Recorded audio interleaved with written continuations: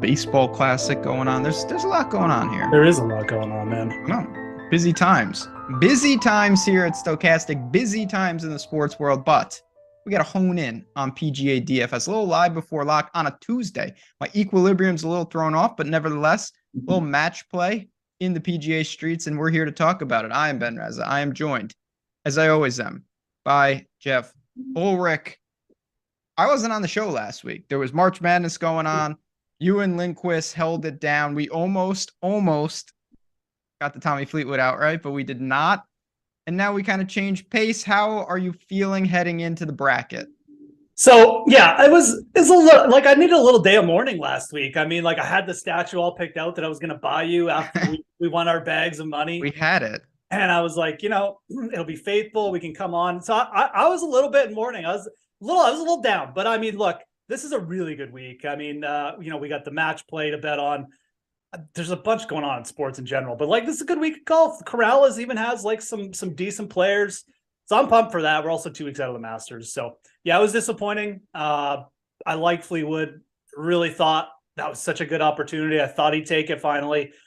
He didn't do a whole lot wrong. He got a really bad break on a par 5, and Taylor Moore just, hit the I don't even know what you call it, the Jordan Spieth button on the back nine, and that was it. So it was there. Yeah, I mean, I was like, oh, a Shank is gonna win because he rolls in like an 80-footer. What literally. The hell? Like what a like, and then there's Shank who like, how can you ever top that on a Sunday? You're rolling in these every single putt he drained on Sunday, and he still didn't win. So I don't know where you go from that if you're Adam Shank. It's been close, Chad. Brendan's pointed out, man. I've been burning the edges with you, Hat and Fleetwood, those guys. But it is nice, I think, to break it up with kind of a different format. And we've got that. We're going to talk about the format. We're going to spend a lot of time on that type of stuff. So if you have questions, if you haven't built for this and you want to know about that, feel free during the show to ask us. And we're going to get into the golfers, of course. But anything else from the Valspar? I said to you before the show, Fitzy once again, I am a little freaked out. He did not look good at Valspar. Obviously, Spieth played well. There's not a ton of carryover between that field and what we see this week, but there are a handful of guys, obviously, that are in both. Yeah, absolutely. Yeah, I mean, like the Fitzy thing, like you're of two camps. Either you're just done with this guy, and you think, it's an injury issue, or it's, it's a longer term thing, or you're of the opinion that, like a couple of weeks ago at Bay Hill, he was fine. It's just one bad round on a really tough golf course that could happen to anyone.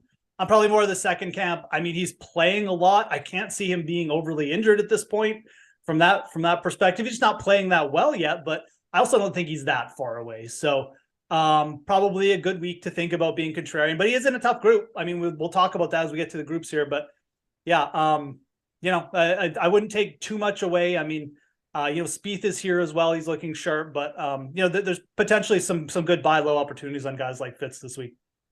There's going to be a lot of game theory in this, and we're going to talk about certainly the group odds. And I think just for context, before we even dive into any of that, and we're going to talk about Rainmakers in a second, basically no matter what golfer you choose outside the very elite guys is a dog to advance out of the group. Just to give you context of how difficult it is to pick the right guy of the four. And Fitzy's almost 2-1 to get out of his group. So he is down there, and it is very difficult.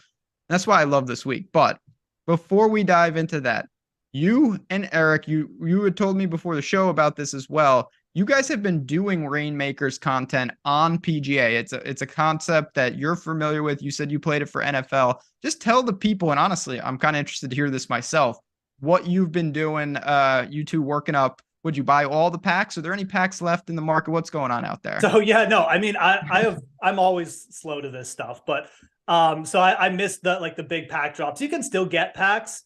Like you can get your free starter pack. If you haven't checked it out yet, you have a free starter pack waiting for you. You can choose from one of a bunch of elite players to like as the kind of leader as your pack, Rory, JT, Rom, all those guys there.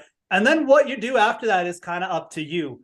There's still opportunities. You can go on the marketplace. You can buy like a booster pack. You can buy the elite, the upper tier rarity cards. So when you go in, this all to me, it takes a little bit of time, like right off the bat. But once you get the lay of the landscape and you understand how it works, there's real opportunity to go in the marketplace every week. There's contests given out with, guaranteed prize pools every week. And once you get that all figured out, like it's a really, really fun format. So what I recommend if you're starting, go and open your starter pack, see what contests you can open in. Right off the bat, we have 2 contests this week. So I know for sure there's one for the match play where you can just use your starter cards. Again, free entry once you get your cards. So you don't pay anything for entry in Rainmakers. What you do is you build up your cards, you get packs, you buy them off the marketplace, then you enter, and the entry is free. So your investment is in the cards. And what I've been doing personally is trying to look for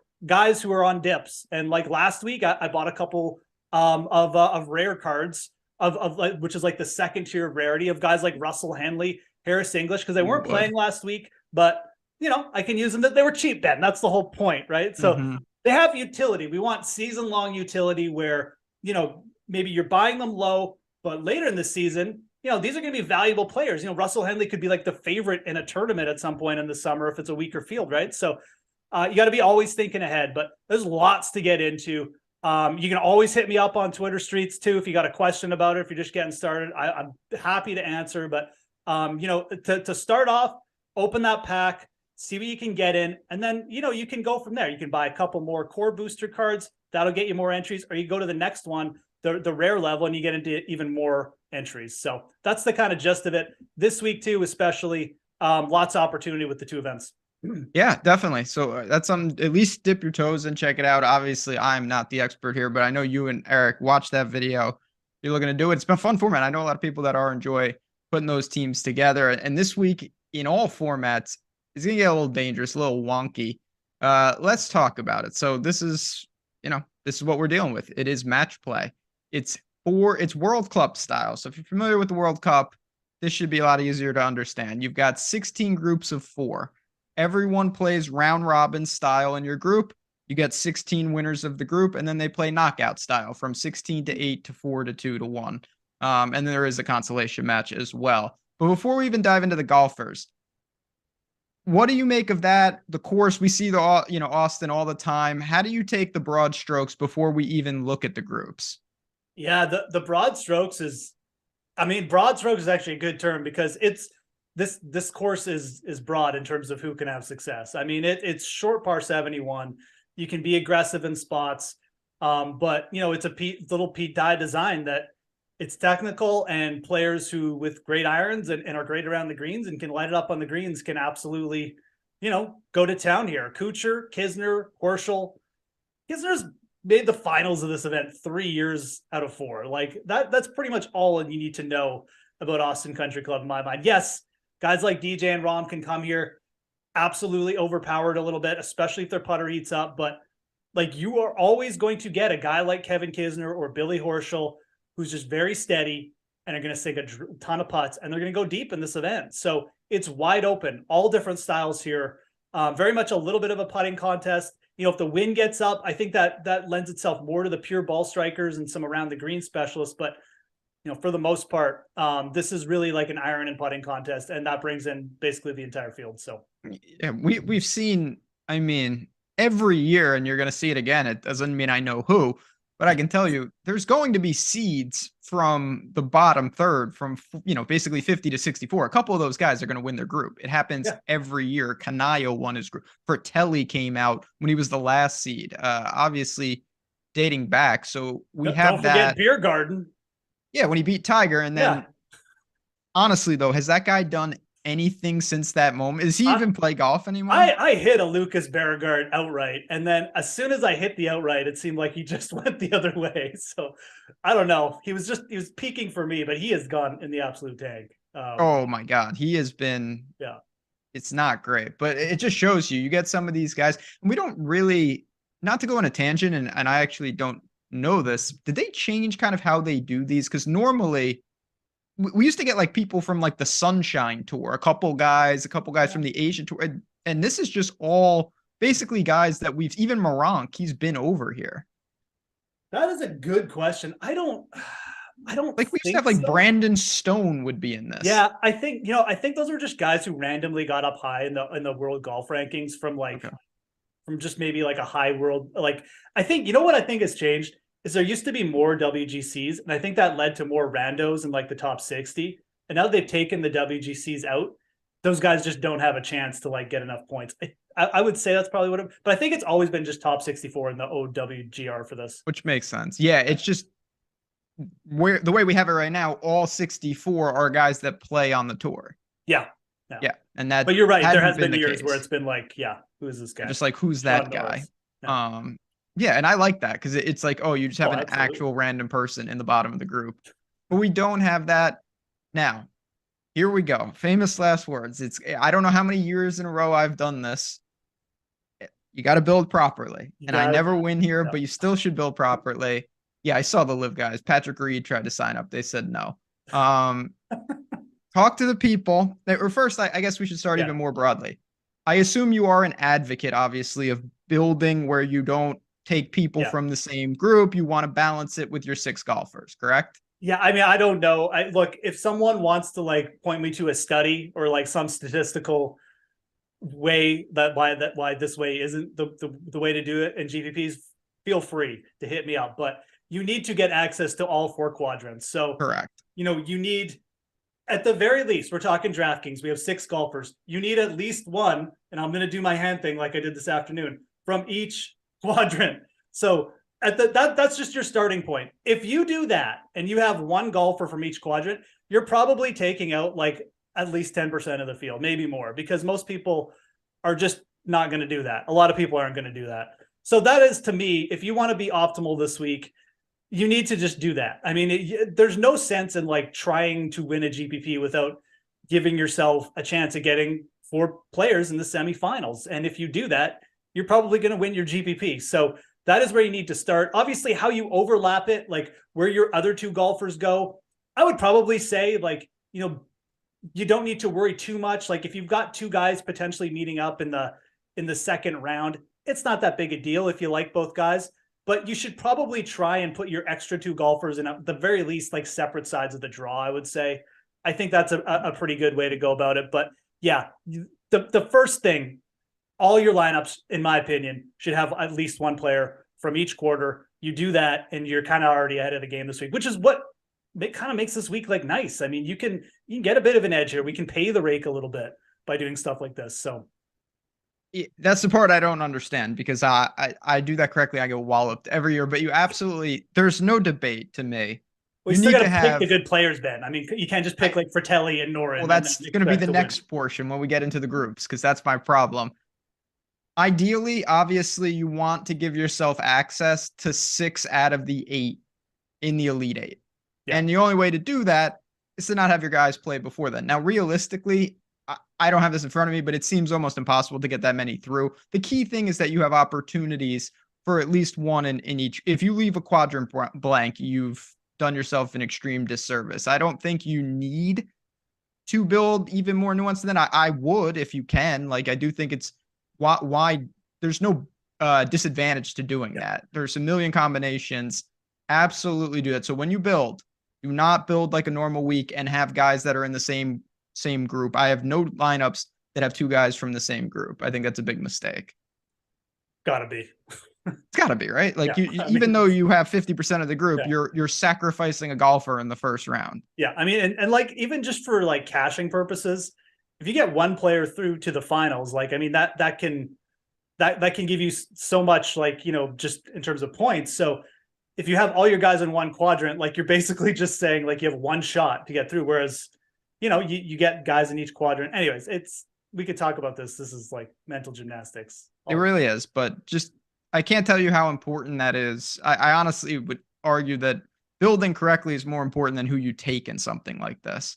Like, if it's just, especially this week, because the win probabilities are so low for all the players. So it's almost borderline random. Now, we're gonna get into the groups in 1 second.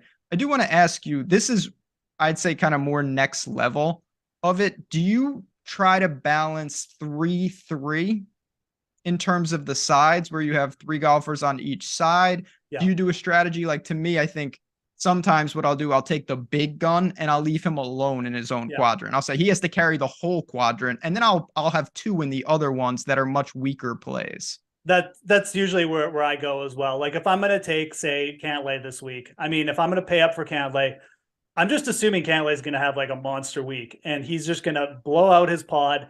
He's going to maybe like win one of his, like the quarter by like 4 strokes, and he's just going to take care of me there.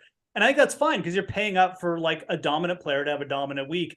And if you're taking a couple rando, like one rando in a quadrant, you want to have some kind of out. Like if that, if say JT Poston like plays like JT Poston does a lot of weeks and he's just bad, then you want to have another rando there who maybe could carry you. So I definitely usually try and build like that. I don't think it's, again, like we're talking. I mean, if you just want to have like one long shot in a quadrant, that's fine too, because like ultimately you're going to need like 3 or 4 of your players to go really deep. So if you like, if you just don't like anyone else in that draw, or you just feel confident, that's fine too. But I generally try and put the weakness, I give them a little support. I try to put the extra player in that quadrant. And I think it's better to go 3 and 3. I mean, it just makes more sense. But again, I don't think that's anywhere near as important as just making sure you have access to all 4 quadrants. So yeah, we see it the same way. Again, I just think about it logically. Like if you pay $11,000 for the Scheffler or Rahm of the world, it would kind of be weird to say that, like, okay, I'm going to put someone in their path sooner rather than later, because you're kind of thinking they're going to carry you. On the flip side, if I take Bez, I'm saying to myself, I would love for him to get out of the group, but I might need some help in that same region. So let me get a second guy and give myself multiple outs up there. And that's how I tried to build. If you think about it too, from an odds perspective, it actually makes more sense. Because like you said, if you're taking Scheffler in that group, well, when Scheffler meets up with your other player, just assuming we're going to hit the nuts, he's going to be the massive favorite. And then your other player is like a huge dog, which you don't really want. But, if you take Bez and like, I don't even know who else is in his bracket, but someone of the same ilk, and they meet up, I mean, they're going to be like 50-50. There you go. So, I mean, I think it just makes more sense from that perspective. You're not putting one of your players at like a huge disadvantage at any point against your other ones. Again, someone's probably like running some kind of like, machine to do all this, and maybe it'll prove us wrong one day. Maybe we should just take everyone from the same pod, but no, that's the way I'm doing it. I think that's the most optimal way. Well, let's get into it. Let's get into the groups. We're going to dive in. I will say real quick, right off the top, with weeks like this, with the Masters approaching, a lot of opportunities with these tools. You can get all sorts of trials. It's all in the link in the description of this. You just click that link and find the one for you. You can get 1 free month of Stokastic Plus Platinum with Prize Picks, with BetMGM, all sorts of deals. Or you can just come in 50% off any Stokastic premium subscription. Just click that link. Coupon code is SCORE. A lot of great opportunities. Jordan just put it in chat. Easy business. Find the one that works for you and definitely take advantage of that. All right, we're going to go group by group. I'm going to rattle off the names. I want you to give me the, obviously the most likely winner and then maybe a sleeper pick. How's that sound? Sounds good. Let's do it. Let's pick every single bracket here. There we go. Group 1. We're off. We've got Scottie Scheffler, obviously the heavy favorite. He's 11,100. Tom Kim, 8,700. Davis Riley, 7,300. And Alex Noren, 7K. What is your thoughts on Group 1? So, I mean, this isn't going to be the spot where I suddenly start backing Tom Kim. No. We've kind of been on the fade train. It's worked out. We're going to keep rolling with that. Noren is a guy who could certainly pop in this format. If you want a really low and play, that's where I would go. For me, this bracket is either you're all in on Scheffler or I'm taking Davis Riley, who's looked good of late. He's got the talent. I think he could definitely give Scheffler a run. And I think he's a good long shot pick. I really do. Going to have a lot of field. So I'm not going to, again, you asked me for 2 picks. My long shot would be Riley. My pick is Scheffler because he's an absolute just monster in this format. He's just a monster altogether, but in match play, the guy is basically unbeatable. It's, you're not picking Scottie Scheffler because of game theory, in my mind. That's the only reason, because he's the best golfer in this pod. He knows what he's doing in match play. He's from Texas. He's got a lot of things but I think this is a pretty tricky group. And again, I'll go to the Vegas odds. Scheffler is a coin toss to make it out of here. To me, I'm going to echo what you said. The one guy, and here we go, you'll see when he wins the group. I don't have exposure to Tom Kim. I took flyers with Noren and Riley on various lineups, obviously not together, but those guys coming out of the group. And of course, I did get some Scheffler. So for me, it's a group. Pay up for Scheffler if you want to obviously have an elite stud. Take a flyer with Noren or Davis Riley to get things started. Group 2. Now, let me make sure this is group 2. So keep in mind when I say this, this is not who's going to be playing. If you want the bracket, again, just Google it. You can always find it. This is on the other side of the bracket. This is John Rahm. They're doing it, in order. You got John Rahm, 11,000. Rick, I said this was the group of death. Ricky's 8,200, Keith Mitchell's 8,100, and Billy Horschel is 7,900. He quote unquote is the weakest guy in this group. That is no easy out. Yeah, I mean, Billy Horschel's got a fantastic match play record. He's tough heads up. John Rahm has certainly cooled off a bit. His putter hasn't shown up a bit. I'd be fine picking against him. I'm going to go with my guy, Keith Mitchell here. Been very consistent all year. His putter has really turned up this year. So that's just going to be my pick from the group. I'm not even going to give a long shot because, picking the second lowest seed is already it. So I'm kind of off the Ricky train here. I think he's just up against too much heat. I'll say Mitchell comes out of this group. Brutal group. Honestly, you can absolutely make a case for any of the 4 for various reasons. Rahm, I kind of equate him. Do you equate him kind of like Scheffler in the sense that, what's there to say? It is the one thing with Rahm is like mentally, I don't want to say he's more unstable, but like he goes through more swings than Scheffler. It feels like when Scheffler is playing bad, it's like, okay, he's just missing a few putts. Like there's nothing, his game is just so steady that like, there's nothing much changes. But with Rahm, it feels like he goes through these dips and valleys more. And I feel like he's in a valley right now. So I don't mind taking him on as much in match play as Scheffler, especially right now, because I just think with the mentality is coming in with.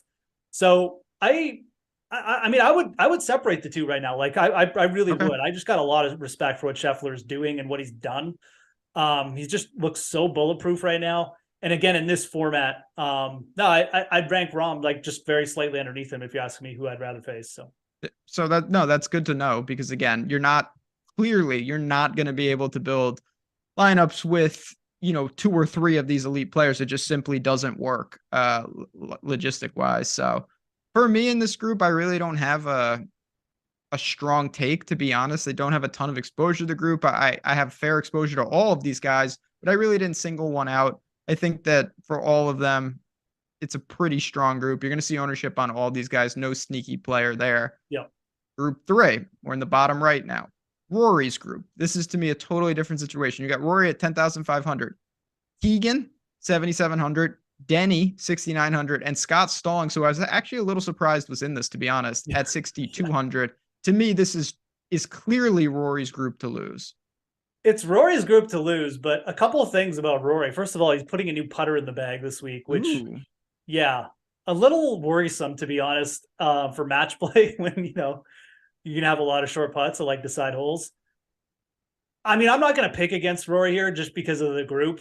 I too was surprised to see Scott Stallings in there. Had to remind myself that he finished runner-up in a playoff event last fall, but that's why he's there. I think Denny is a fine long shot pick for this group. I really do. I don't have the same confidence in Rory this week as I do Scheffler for various reasons. A couple I just outlined. I think Denny is just so good at certain parts of the game. And I think this course can bring out the best parts of that. He's not going to be as hindered with the ball striking. I think he's a good upset pick. That's where I would go. So yeah, my pick's Rory in this one, but I think Denny is certainly worth a flyer. Will not have big ownership on him, I wouldn't think. Although I admittedly don't have the Stokastic ownership projections up. So I can tell you, I do have them up again. One of the many reasons you want to get inside the ropes because it really does make a difference. And then I just can't find him. Denny McCarthy, we got him at around 9%. So yeah, so it's a little bit higher than, I think people probably thinking the same way. Keegan, everyone remembers Keegan for getting in fights at this event. And then, no one wants to play Scott Stallings. Scott Stallings is probably going to be 0.5% owned. So From a game theory perspective, no one should be that low owned, Yeah. honestly, but logically, as I say that, I think that I'll put it like this. I bet Rory over Scott Stallings tomorrow. I laid that juice. It was only minus 180. And I just think Rory I think getting him first actually is huge for Rory. If he dusts him, and he absolutely should, that sets him up to take control of this group. Yeah. Keegan also, and I don't know, I'm assuming he's fine, but keep in mind he did not play at Valspar. He got sick apparently. So we haven't seen Keegan. Oh, And that's right. Yeah. yeah, like he pulled out. Apparently he was really sick under the weather. So I don't know. I don't know what to make of that. I think for me, it's the most straightforward group we've talked about so far. Yeah. And that is Rory is the guy to beat, and Denny McCarthy is the leverage spot in terms of, if you're trying to save some salary. Group 4, Patrick Cantlay. We're in the bottom left now. Patrick Cantlay, Brian Harman, Nick Taylor, and KH Lee. 10-7 for Cantlay. That's my biggest problem with this. Not that I don't like to play. It's just you're choosing Cantlay over the guys we just talked about. Yeah. And like, I definitely understand where you're coming from. I do think you're going to have to kind of make a decision like Rory, Cantlay, Rahm. Most weeks, you're going to go with the other guy. This is a good group for Cantlay though, too.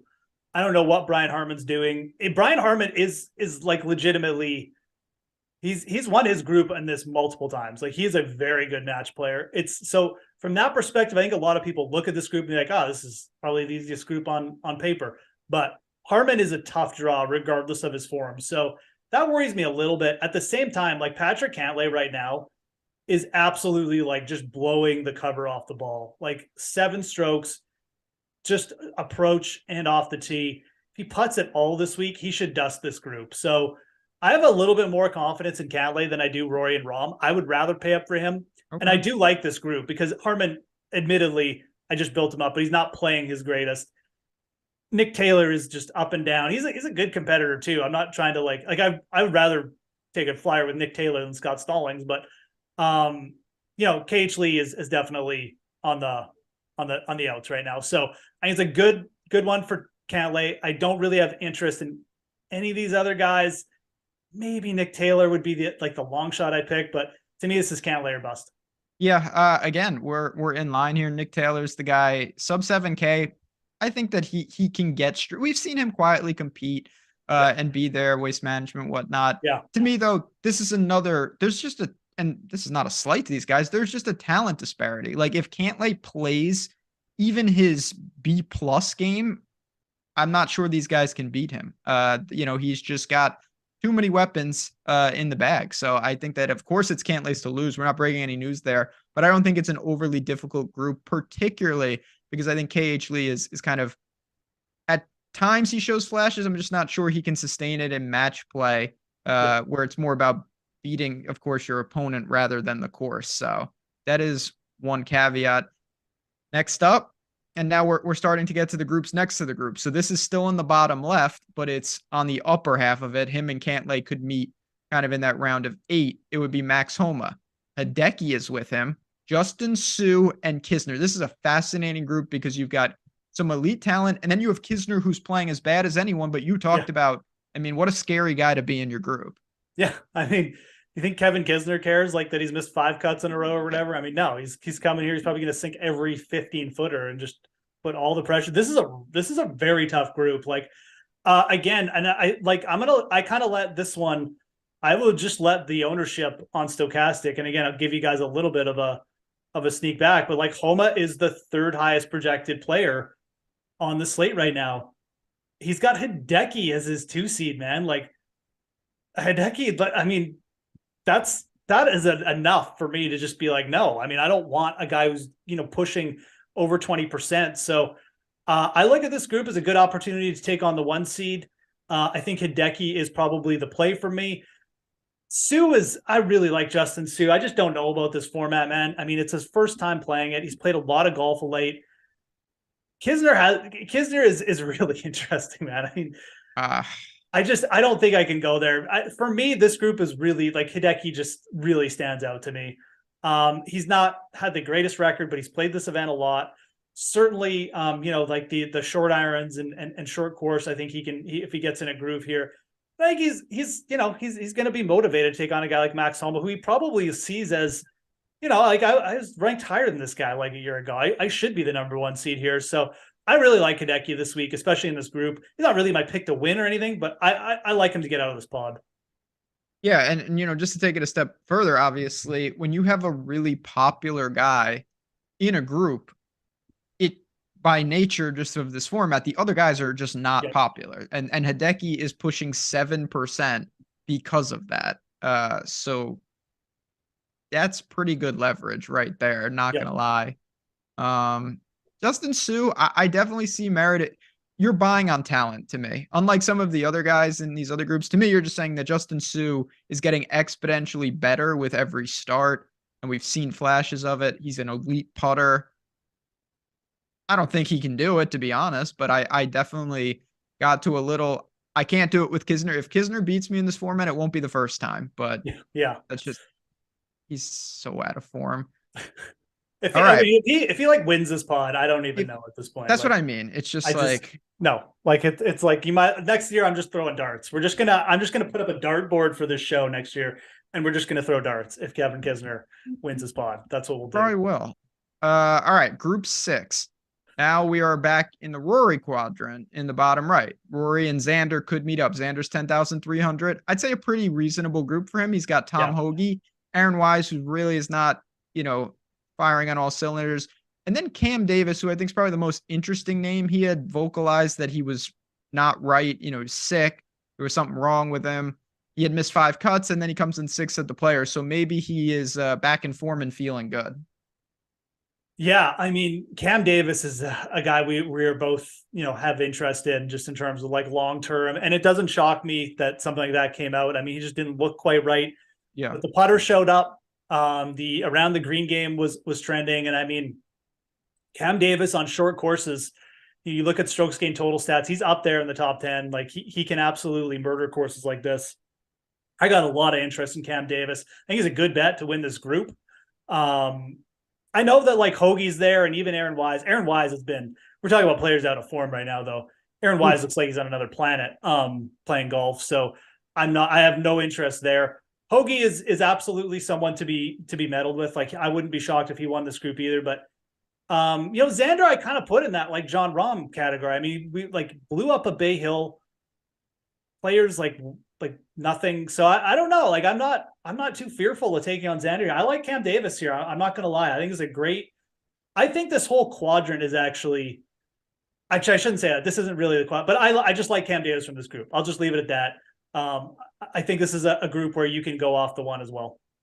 Yeah, I'm not, Xander, I actually thought he was a decent bet in the betting market. I'm not as high on the DFS side of it, partially because I really like Rory.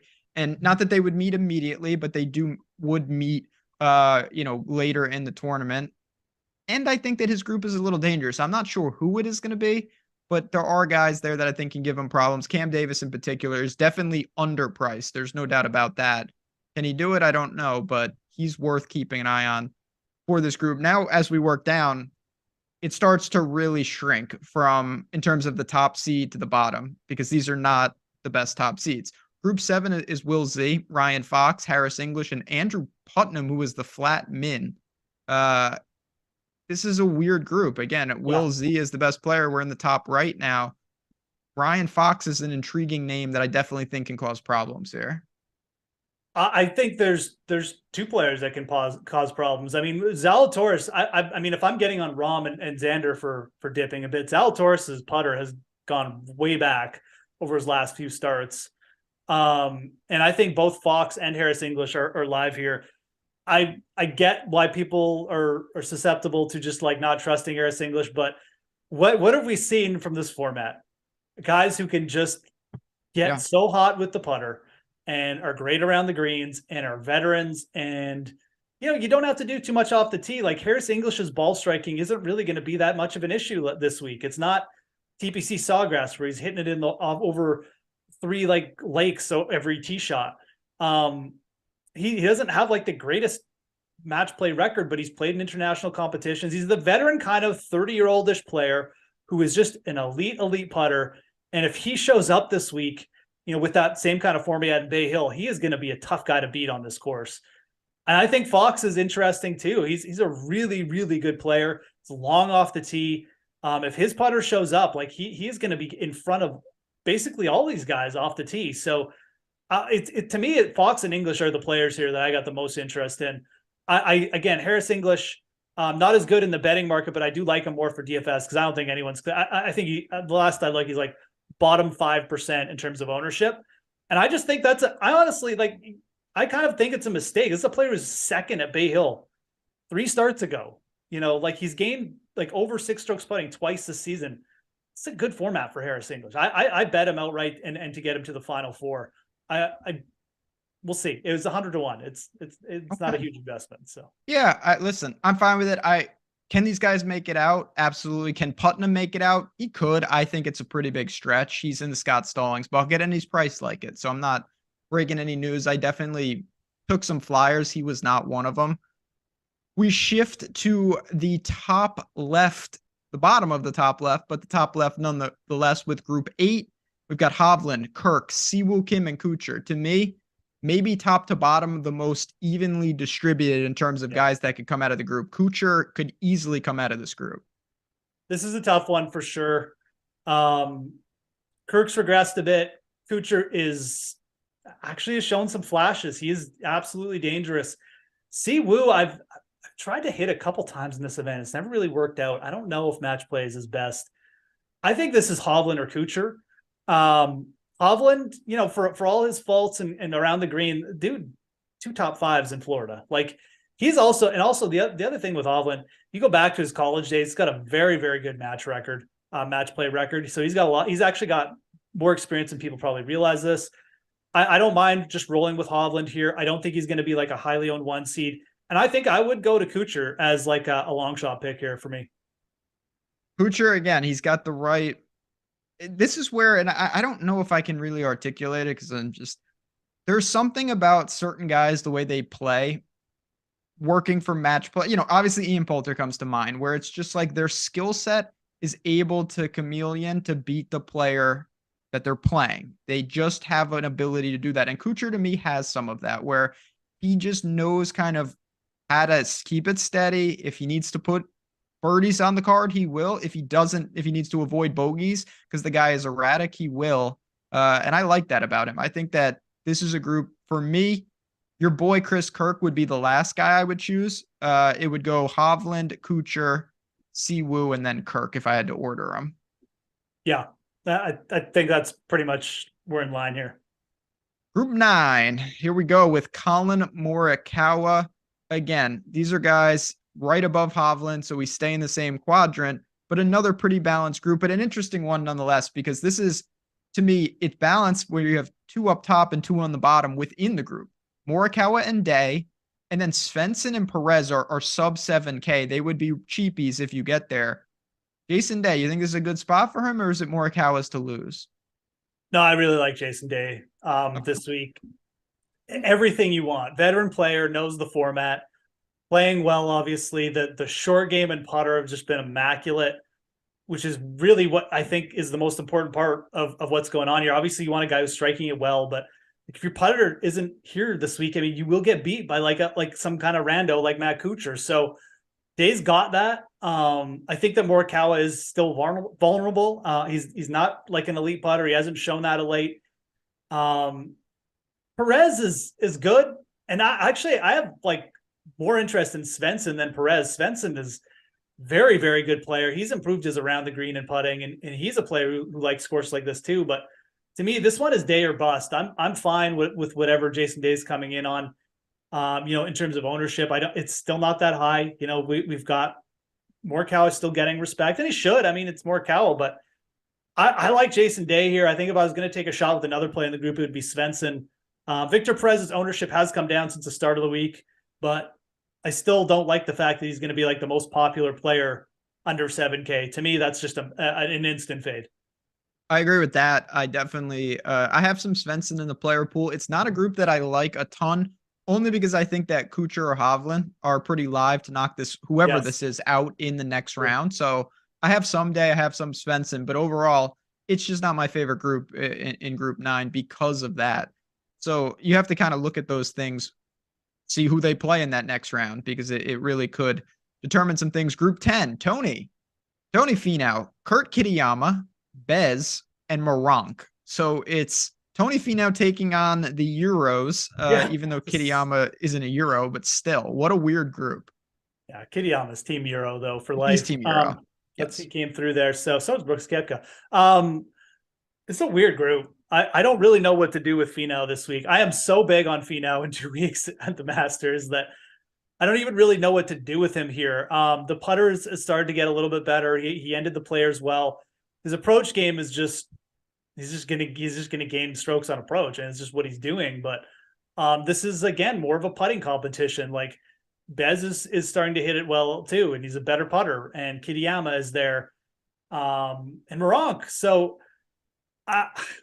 Finau, I kind of liked Finau at the start of the week when I thought like no one would take Finau, but it feels like nobody really wants anyone else in this group. So now Finau is going to be one of the most popular number 1 picks. We've mentioned Bez a couple times. He makes a lot of sense. It's a shorter course, tricky course. Around the green, he could just grind people down, much like Kisner. So, I mean, going there is completely fine to me. I think Moronk has some, appeal as well. A very good player. But I kind of like fading Finau this week. And Bez would probably be my top pick to do that with. I like Bez a lot. I bet Bez 150 to 1 out there. Numbers come down a little bit, but he's a player and he can get going, and it's a tough group. I think the Tony Finau, he doesn't seem to like match play. That's probably my biggest knock. He's had no success here, but I love the game, and I do think he's poised to put some big wins on the card. I think he's an interesting bet. For DFS, I'm kind of indifferent. I want some for sure, no problem with it, but again, he's going to be one of the more popular choices out there. All right, we got a handful of groups left, and then we'll give some takes and we'll get out of here. We got Fitzy Thigala, Minwoo Lee, and JJ Spawn. This is group 11. It's in the same neighborhood, just a little below the group we just talked about. These guys would be clashing up with potentially Xander in that second round. Fitzy seems like the most obvious 1 seed in his group to go down, does he not? Yeah, he does. I mean, like he's obviously, coming off a terrible week and a terrible start. And this is a tough draw. I mean, like Minwoo obviously is very talented. He's been hot with the putter. I mean, Thigala to me is the player here that I would fear the most. I think his game is actually really nice for match play. He can do so many things well. He's not afraid to make tough shots. He's an underrated putter and around the green specialist. So yeah, I like Thigala quite a bit in this group. But to be honest, like if you told me anyone except Spawn comes out of this group, I won't be shocked. I think it's a tough group to figure, to be honest. I like Thigala the most. I think people are obviously high on Minwoo Lee because, we just saw him at the Players and he's fresh in people's minds, but I like Thigala the most. And I got no problem taking Matt Fitzpatrick in this group either. So those would probably be the top 2 plays for me. Let's get some low owned percentages of a top player. I mean, that's absolutely fine to do. And I think Fitzpatrick, unless I hear something bad about his health or something in the next couple hours, I think he's got actually a very good chance of bouncing back here. So right now, and it's pretty bunched and things can change, but right now, JJ Spawn and Thigala are both more popular than Fitzpatrick. That's overreaction. There's some leverage there for you. That's recency bias. That's yes. No. And I'm scared to take him. That's why he's not popular, but keep that in mind as you build. Group 12, bottom left, Jordan Spieth, Shane Lowry, Taylor Montgomery, and Mackenzie Hughes. The thing that stood out to me about this group, in particular for Shane Lowry, and I like this, is all his opponents are the same type of player. And I think that's a benefit to him. He's going to have to tackle 3 short game specialists in his group.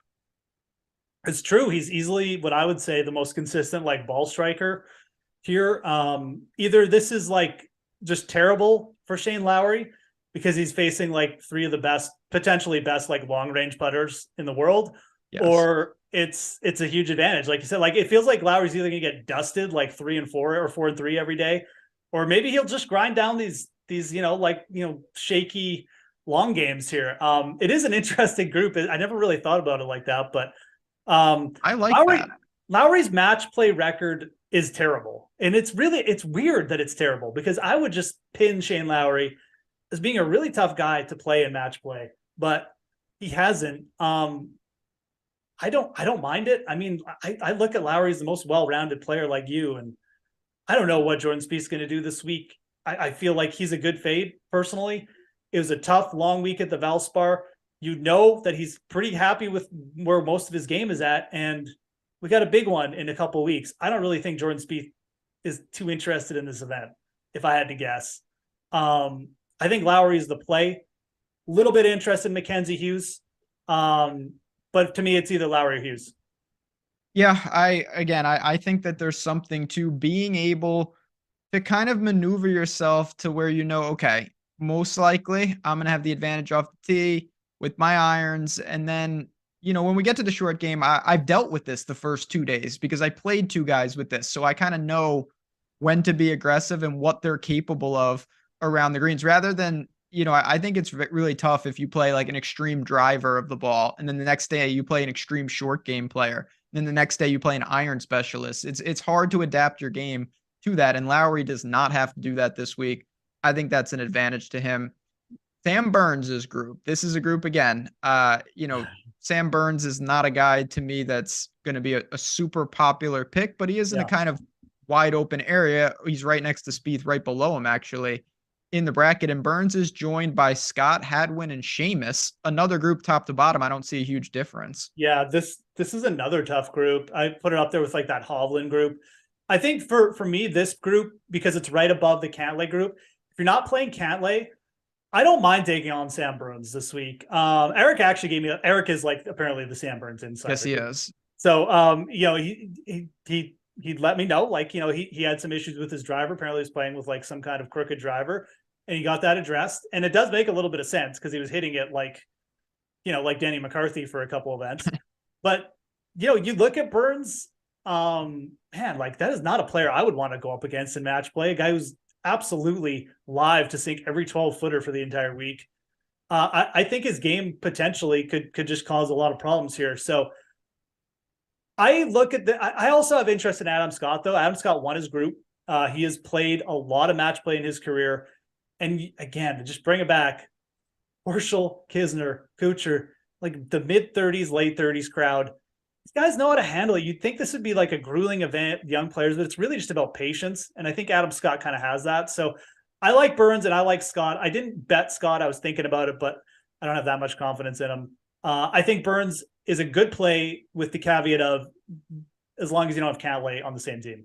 Yeah, of course. You definitely need to look to that. But I attacked this group. Adam Scott projects for the lowest in terms of popularity, and I don't really get that. Yeah. I'm fine with that. I'm really fine with any of these guys. It's not a group that I think is super overshadowed. It's the type of situation. Big if you don't get Cantlay though, you gotta love your second round matchup if you get this guy right. Like if you're going up against Harman, Lee, or Taylor, that's a fantastic second round opponent, no matter who it is. And I think again, like I look at this bracket, and I got a little bit of love for Hideki and Lowry, but if you're not going in on Cantlay, like I really like getting your exposure to that bracket from this group, whether it be Scott or Burns or whatever, because I think they're very live. Like you said, if you can get like the Nick Taylor upset, whoever comes out of group 13 is gonna have a nice shot at going deep. So 3 groups left. Jimmy said, do we need all 4 in the final to win? No, you definitely don't need them, but you need to plan to have them. Yeah. No one might have them is what I'm kind of saying. Yeah. There's been multiple years where nobody on this planet has it's so difficult. It is ridiculous. But as Ben said, make sure you're giving yourself a chance to get all 4. That's the most important thing. Group 14, Ty Hatton down there in the Rory bottom right. Henley, Ben Griffin, and Lucas Hebert. I think that Ty Hatton should and will get through. All signs point to Hatton. If Russell Henley was not in this group, I wouldn't even say anything else. But my guy showed up a little bit. He can get really, really hot in certain parts of his game. I think Henley is a good guy to mix in. I will probably bet him before I go to sleep tonight. I don't have any interest in Lucas Hebert. And Ben Griffin is fine, but I just don't think he's got the kind of explosive game that like a Hatton or Henley does. So I don't really have any interest. It's Hatton or Henley, and Henley's not like a must play, but he's right in that low owned bucket. And again, like just like we were talking about, if you're not playing Rory in this quadrant, I think Henley is actually like a good long shot to take a shot with in this bracket. Same concept, kind of, if you're not playing Rom, is our next group, group 15. Cam Young, Connors, Davis, Thompson, and Straka. To me, I'm sticking to the big two here. I think it's Cam Young or Connors that will come out. If I play Rom, I won't play either. If I don't play Rom, I will really make it a priority to get one of those two guys. Yeah, it's a very similar story to the bracket we just talked about. I have interest in two guys and like no interest in the other two. Same. Davis Thompson has shown some spurts, but like he's also shown like he can absolutely implode around the greens. Sepp Straka is, I guess I have a little bit of interest in Sepp Straka, but he's going up against two really quality players. Like Sepp Straka has been very hot with his putter over the last like basically year, but to see him take down Young and Connors feels a little bit of a bridge too far. I do like Corey Connors a lot. I don't think that'll be an unpopular opinion. Let's take a look behind the glass here. Cam Young, pretty solid ownership, not super chalk, and Corey Connors and Cam Young projecting pretty similarly in ownership. So, you're not going to gain a ton of leverage by going Connors over Cam Young. You may gain a little bit, but I just think with the way this group projects, completely fine to take one of those two. And again, I'm not huge on Jon Rahm, so I do like kind of taking one of those two players because I think there's a good chance they may get like a Keith Mitchell, which is a more beatable matchup in round two. So, yeah, again, it's you obviously step one, you got to get out of your group, but there is some merit to me in saying, okay, if I get lucky and my guy gets out of the group, realistically, what is his path going to be? Because if he runs into Rahm and is completely trampled, it doesn't do that much. It's not the worst thing in the world, but it's not that useful because you probably didn't play Rahm. And now Rahm is out into the quarterfinals and you don't have him. Yeah. So you're probably in trouble. So keep that in mind. The last group, Sungjae, Fleetwood, Maverick, and Poston, a dangerous group. I do think that Fleetwood, of course, playing really good golf, but he's got three legitimate prospects, and Sungjae, of course, is the betting favorite. Yeah, absolutely. This is a tough one to figure. I don't want to write off a guy like JT Poston because he's such a good putter.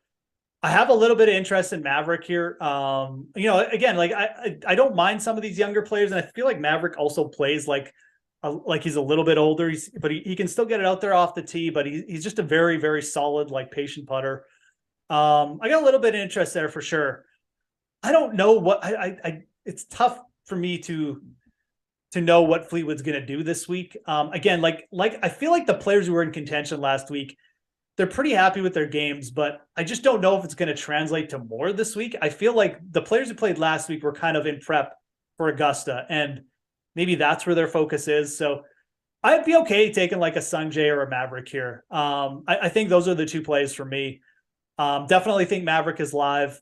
Again, don't forget that this group is, if Scheffler gets through, that's going to be their next opponent. So you don't have to go nuts with this group, but I like Sungjae and I like Maverick, and those would be the two plays for me in this group. I definitely like Fleetwood a little more than you, but it's a group that, I don't know. I struggled with what really to do with them. Not even just in the sense of, do I want these guys? But as you mentioned, do I want these guys because of the Scheffler shadow on top of it? So there's a couple different things that I was kind of weighing there. Ultimately, I definitely got to some Fleetwood a healthy amount, and I took some flyers with these guys, but I don't think it's really going to define my week one way or another. If Scheffler loses, if you knew Scheffler lost, my interest in this group would go up tenfold, obviously. It's a strong group, and again, maybe this group being strong also like takes away from like a Davis Riley play, because if Davis Riley gets out, he may be going up against like Sungjae. Yep. Or Fleetwood, which is like not that great. So to me, I don't know. I think that if you're taking like a Fleetwood or a Sungjae, obviously don't take Davis Riley too. I don't really have anything else to add, but maybe takes down Davis Riley a little bit of a notch there in terms of like an overall play. Well, we've gone through all the groups. We've got everything going on. Again, I'll just say very quickly, if you are looking to be more tied to the community, just check out the links in the description of this video and find the one that's for you. But that's why they're down there. We want you guys to try out the products. We want you guys to save some money when you're doing it and get exposure. So check those out. We got a couple minutes left. What do you say we build one lineup? Yeah, let's do it. Let's see if we can get all 4 quadrants without Yeah, without just completely screwing everything that we set up. All right. What do you say, Jordan? Yeah, he says yeah. He says 1 second. Look at that. It's got DraftKings on the screen. $200,000 in our pocket when we get this right. All right. Where do you want to go? Okay. So let's see here. This is so much different than usual. Let's go with my guy Jason Day. He's going to come out of that first quadrant, the Scotty Scheffler bracket. I got a lot of confidence that Jason Day is going to have a big week. Okay, so we got Jason Day, and that is in the top left, and top left in the bottom of the top left, if you want to be even more technical. I'm gonna get crazy right off the bat. We'll save some salary. Cool. I like Bez. I think Bez is the best sub 7K player in this entire tournament. It's not to take away from Finau, but if Finau doesn't win that group, it's Bez's to win, in my opinion. And I think Bez has a reasonable chance, and he's extremely, extremely cheap. Okay, there you go. Also, Ben is blocking me from taking Harris English, which is the main reason why he made that pick. Just say it. Just say it. That is true. That is more important than everything I just said. Definitely important. You know what? Our guy Eric is in the chat. I don't know if he's still there, but I like Sahith Theegala a lot as a player. I like him in that group. I think that the other bracket there with Xander, you could get a weak player out. Not a weak player, but no one's really weak. But I don't mind Theegala versus Xander either. I think that's a winnable match. I like Theegala. Let's throw him in for our lower quadrant there. No problem. Or right quadrant. Yeah. So what I'm going to do, I'm going to kind of practice what we've talked about. To me, definitely a quadrant that we want to bolster is Bez's quadrant. And Keith Mitchell's on the top of it. So he won't go up against Bez immediately. But now we have 2 guys within the quadrant, and we need all the help we can get. Because to ask Bez to carry his entire quadrant to me is crazy. So now, for me, Keith Mitchell makes a lot of sense on the Bez lineup. Okay, so how much salary do we have left? So we've got 4 players in there. We've got Day, Bez, Theegala, and Killer Keith. We have 9,050 for 2 spots, so 18K 100 total. Okay, so yeah, so okay, perfect. We can definitely fit in Patrick Cantlay then. Yeah, let's do that. Yep. So right now, just to kind of clarify where we are, we've got 2 in the top right, and I like that because that's the weakest quadrant. We've got Day carrying the top left. We've got Cantlay carrying the bottom left. To me, the bottom left is the most secure. And then we've got Theegala carrying the bottom right. To me, ideally, we would find someone from the bottom 2 groups of the Theegala bucket to help him out down there, if that makes sense. How much salary do we have left? We have 7,400 left. Henley. Yeah, that's the answer. It's no doubt. It's easy as can be. You've got Russell Henley in the group right below them. They would not meet until the quarters anyway. It's perfect. It works out. I don't even know. If I wasn't using Henley, I'd use Denny McCarthy. Yeah. No, I mean, I like it. I think this is, I mean, even more than other weeks, this is a perfect way to use the lineup builder because it shows you, again, we've got 2 players down there and Bez and Henley who have shown that they can compete against elite fields, can certainly get hot enough with the putter to win a couple matches. And then you've got, Keith Mitchell's played well all year. You've got, I can't even remember who else you took in that group. Oh no, you took Bez, sorry, Theegala and Henley, and then Bez and Mitchell. So yeah, 4-2, but our 2 on the left are our best 2. And that's how, to me, you should build. Day and Cantlay can handle themselves. The other 2, they need all the help they can get. We got 4 guys on the right side of the bracket, and then we've got our big 2 on the left. All right, there you go, guys. Beautiful. Have at it. And this is a perfect example of what you should do. And when all 6 of these guys got our ball, the reality of the situation with me in match play. But this has been fun. It's going to be a good time. I cannot wait to see it get started again. Make sure you get your lineups in tonight if you have any questions. Oh, we got a big question here, and this needs to be addressed. One and done for Punta Cana. All right. Let's go to the videotape. let me address, because that's a friend of the show. Normally, I wouldn't get into these shenanigans, but I'll give you an answer lower tier right now. events aren't for Ben. He would normally never even address it. So Rio, Holgard. Honestly, Matt Wallace. Matt Wallace is getting it together. And this guy came in 7th at Valstar. I like the momentum there. I think that Punta Cana is a pretty good course. Obviously, people are going to be drawn to Wyndham Clark, and I get that. To me, Matt Wallace, if you want to roll the dice. Yeah, if you're talking about a one and done, I don't hate Taylor Pendrith either. If you have him available, Wallace is interesting. I feel like Matt Wallace is about to fill the Patrick Reed void. He just seems like a bit of an a-hole out there, and he's also got like a similar kind of game. So I won't even mention that I bet Sean O'Hare this week. But I've done that in my life, not recently, but yeah, Kramer Hickox looked awesome. I bet him last week, and I thought I was a damn genius for 54 holes. But on that note, again, if you have more questions, at the Fantasy Grind, follow that man on Twitter at JazzGrazDFS. You can follow me there as well. And of course, check out everything we got going on here at Stokastic. If you like betting, head to Odd Shopper Golf. All things betting, all things golf. Doesn't get simpler than that. Thanks again. Make sure to claim that free starter pack, by the way. PGA Rainmakers on the way out. Hit the like button as well. For me, for Jordan, for Jeff. Good luck, friends. Enjoy 5 days of golf and buckle up. The Masters is rapidly approaching, and we'll have you covered here. See you guys next week. Back on Wednesday.